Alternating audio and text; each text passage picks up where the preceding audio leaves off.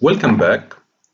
In this video, I'm going to solve exercises 9 to 14 of chapter 2 about homeomorphisms and continuous functions.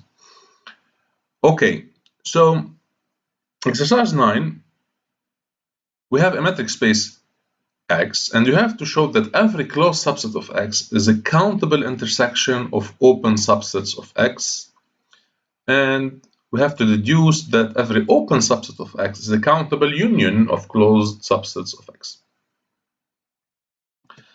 Okay, so take A to be a closed subset of X and introduce this set for each n, for each non-negative integer n, define the set capital O sub n to be the set of X whose distance to A is less than 1 over n. Okay, then first of all, On is open. Why? Because the map that to each X associates its distance to A is a continuous map, as we know. And this is just the inverse image under this map of the open interval minus infinity 1 over n, open. Okay, so On is open, and second thing, A is equal to the intersection of all these sets. How do I prove that? Double inclusion.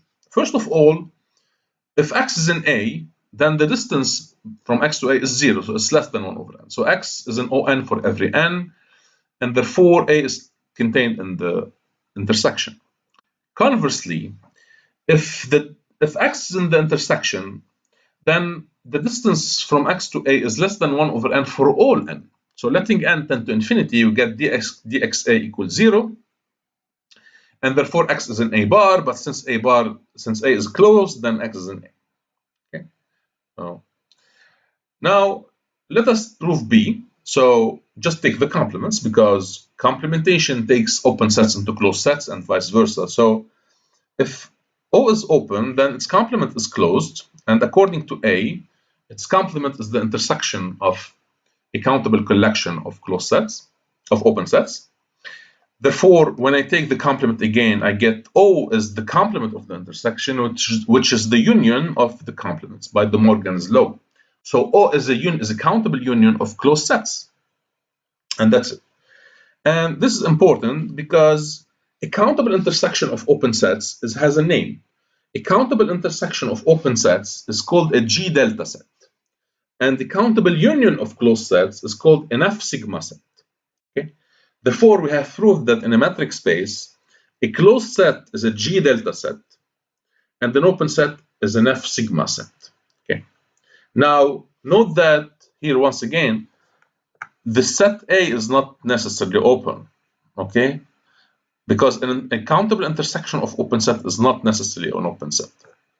Okay, so this is an example that illustrates the use of continuity to characterize open sets. Okay, next exercise 10, very easy. Every metric space is normal. What does it mean? It means, so let me give the general definition, because now you know what is a topological space. A topological space is normal if whenever you have two disjoint closed sets, you can find bigger disjoint open sets containing these sets. Okay, so otherwise stated, you can separate disjoint closed sets with disjoint open sets. Okay, not every topological space has this property, but metric spaces possess this property, and this is a consequence of continuity actually. So if you follow the hint, we consider the set U to be the set of all elements whose distance to A is strictly less than its distance to B. So first of all, capital U is an open set. Why? This is mainly because dxa and dxb are continuous. So if I put f of x to be the difference between dxa and dxb, then U is just simply the set where f of x is strictly negative. And we know that, so otherwise stated, U is f minus 1 of minus infinity, of the open interval, minus infinity 0, so it's an open set. So U is an open set, first thing. And second thing, U contains A. Why? Because if X is in A, then the distance between x and a is 0, whereas the distance between x and b is strictly positive because x is not in b, because a and b are disjoint. So if x is in a, it cannot be in b, and so it cannot be in b bar, and therefore its distance to be is strictly positive. Okay, so a is contained in u. And now the situation is completely symmetric. So if you consider the set V, the set of all elements whose distance to B is strictly less than its distance to A, then we get an open set containing B. And it's clear that these two sets are disjoint. Okay? There's no common point between them. So this is illustrates a very important property of metric spaces called normality condition. Okay. And this is something actually stronger than another separation property that we mentioned in the last chapter, which is when if you remember, we separated two distinct points by two disjoint neighborhoods. Okay, so here is something stronger. Okay, so we can draw a picture if you like. Draw two disjoint closed sets and try to separate them by two open sets. Okay, next exercise. It's called the horizon lemma in metric spaces.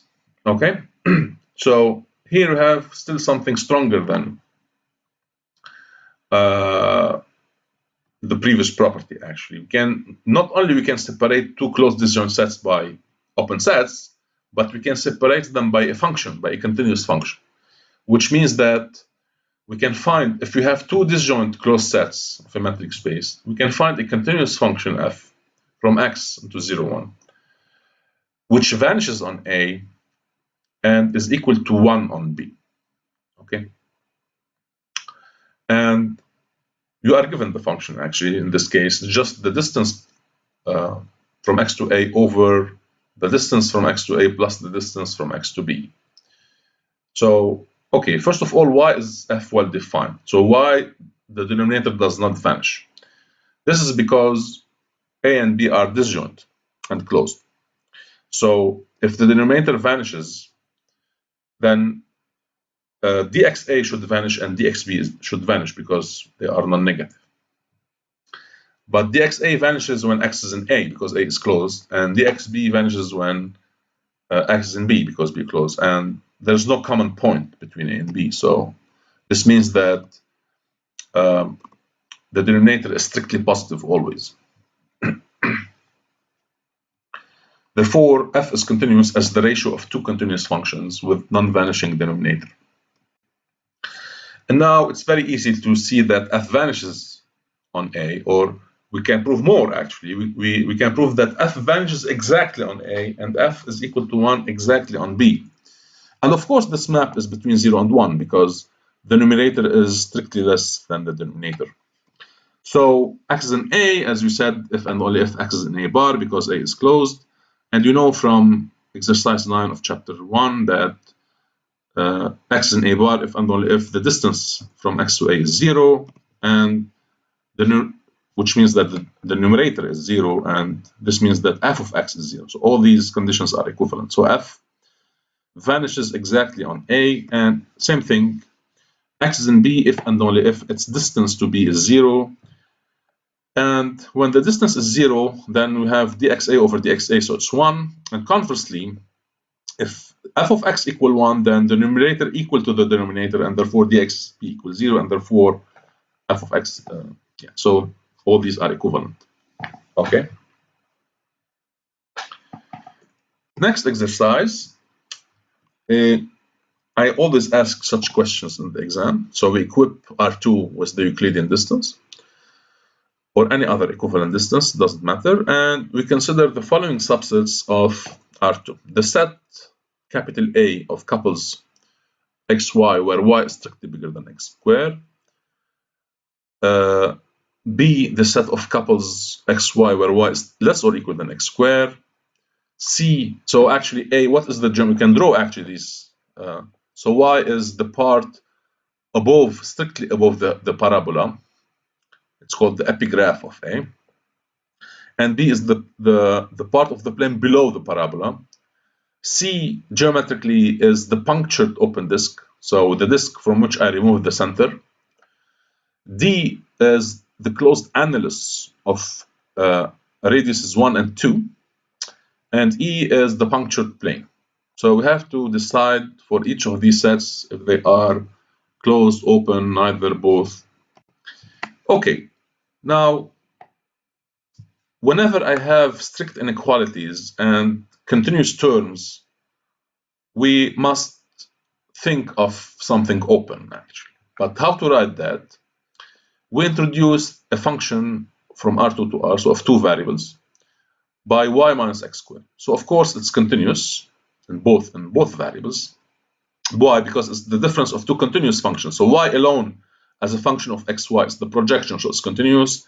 X squared is also continuous. So, and we can write A to be the set of xy whose image under F is strictly positive. Okay, and this is of course something open because F is continuous. So we can write it as F minus 1 of the open interval 0 infinity. Now I could have taken x squared minus y if you like. Then we have to flip F. Right? Now this, if you take the same map F, then B is actually the set of xy whose image under F is less or equal than 0, and we know from the course that this is something closed because F is continuous. C, we take a distinct map x squared plus y squared, and we can write C as the set of xy such that F of xy, yeah, sorry, there's an error here. It's not 1, 2, it's 0, 1. Okay, so just replace it. It's 0, 1, but it doesn't change anything. 0, 1 is open, so C is precisely F minus 1 of the open interval 0, 1, and therefore it's open.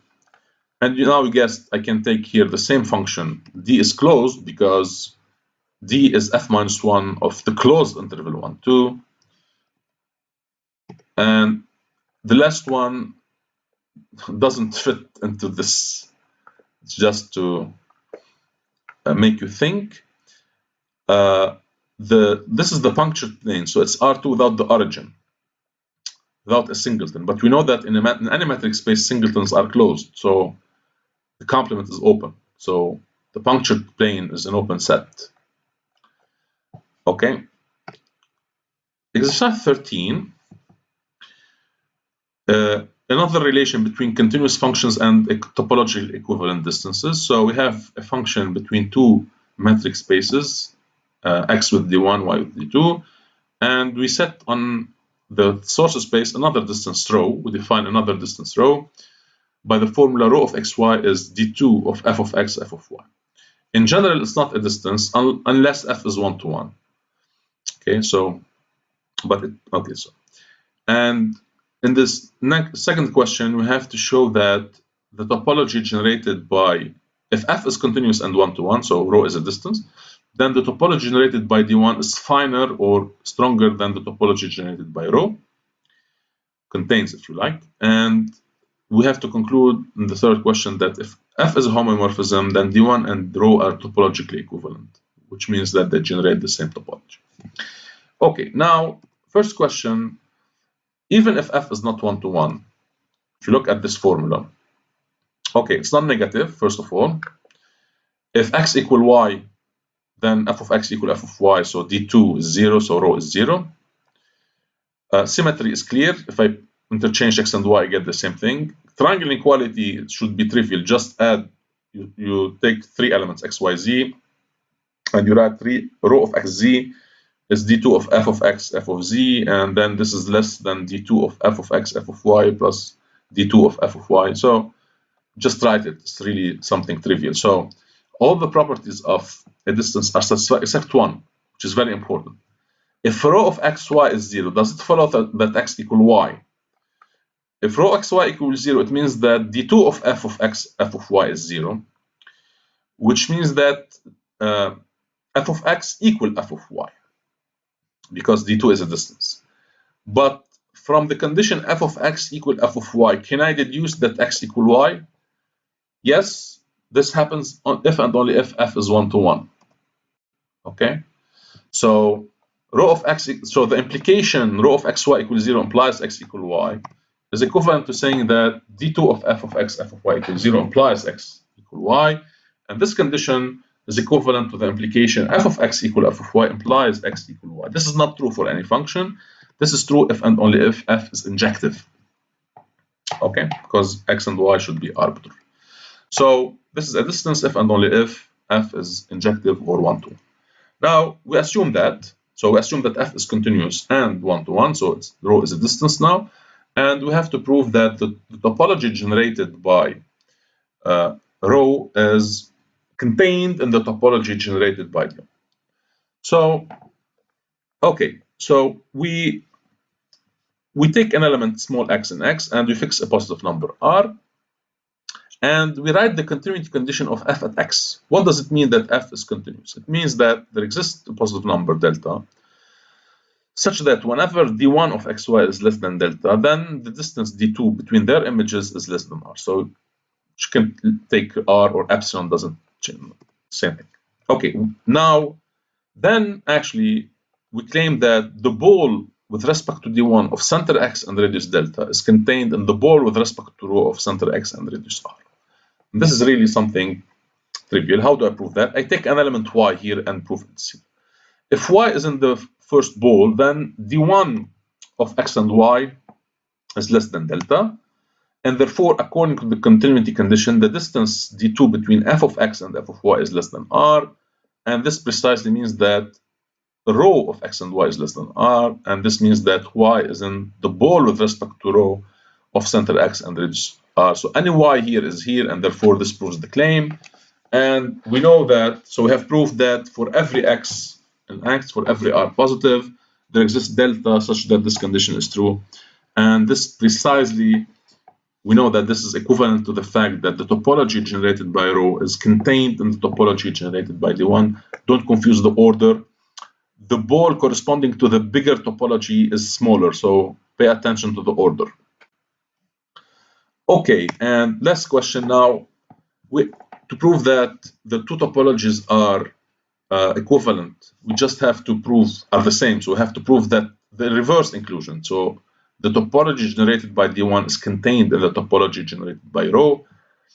And let us see, we know from chapter 1 that this is equivalent to this condition. Now I inverted the roles of rho and d1, but I used another number, delta prime. We can write delta, actually, doesn't matter because delta prime depends on r. So, but in order not to think that it's the same delta, okay? So just the same condition but reversed. And what does it mean? It means that if y is here, then it's here. So this is equivalent to saying that rho of xy less than delta prime implies d1 of xy less than r, which is equivalent to the following condition. Just replace everything by its value. d2 of f of x, f of y less than delta prime implies this. And now instead of x, write f minus 1 of f of x, because now we are assuming that f is a homeomorphism. So we have this condition for every x, for every r, d2 of f of x, and for every y, actually. There is a missing quantifier here, but in order to make it easier to read. So for every y, if this is true, then this is true. And this is true, why? Because this just expresses the continuity of f minus 1 at the point f of x. Besides, it's the same thing. So since f is a homomorphism, f minus 1 is continuous, and therefore this is true, and therefore this is true, and therefore the two topologies coincide. Last exercise, almost trivial.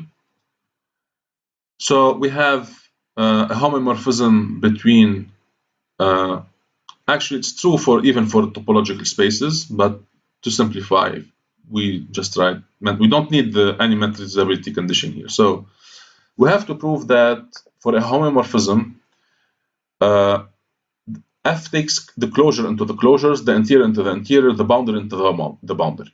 Okay.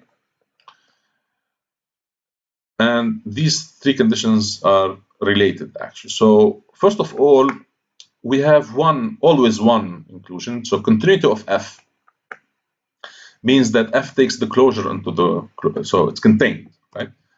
But now we'll use the continuity of f minus 1. So if you let b to be f of a, and we know that, so if f minus 1 is continuous, then so I applied the same thing, but to f minus 1, which is f map now, okay? So if I apply this identity to f minus 1, but of course with a replaced by b, okay? Because a and b live in different spaces.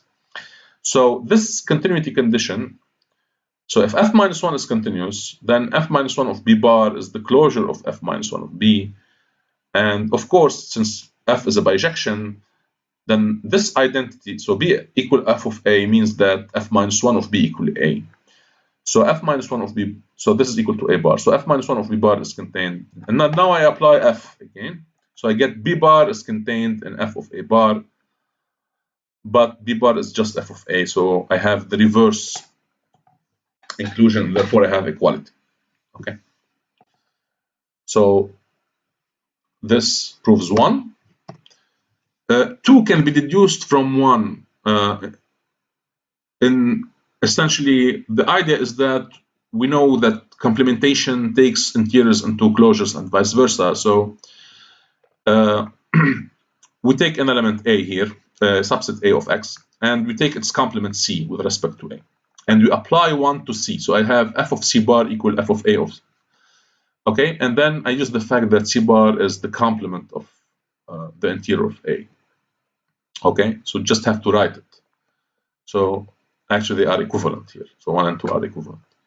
So you can deduce 2 from 1. Or we can use, if you like, if you don't like this, we can use this relation between the inverse image, or the inverse image here is just the direct image under f minus 1 because it's a bijection. So you can use this inclusion in 2 ways, and then you'll get equality if you like. Okay, but if you look at the proof of exercise 1, this is essentially the same idea involved here. So complementation takes closures into interiors and vice versa.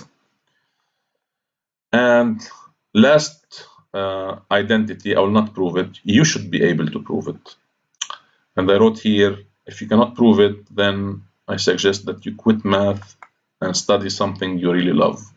I'm sorry for saying that, but this is really an exercise in logic. So if you cannot deduce 3 from 1 and 2, it means that math is not really your thing. So you should really consider of studying something else. And there are so many interesting things to study in life. So math is not the only thing.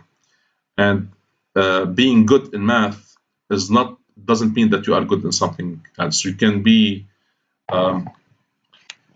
not good in math, but excellent, can be an excellent leader, or an excellent physician, or an excellent anything, an excellent artist. So, okay, so no offense, but I really want to advise you to do something that you really love. You are not obliged to do something you don't really love. Okay, so this concludes this video. Thank you for your attention. And in the next video, I'm going to start chapter 3.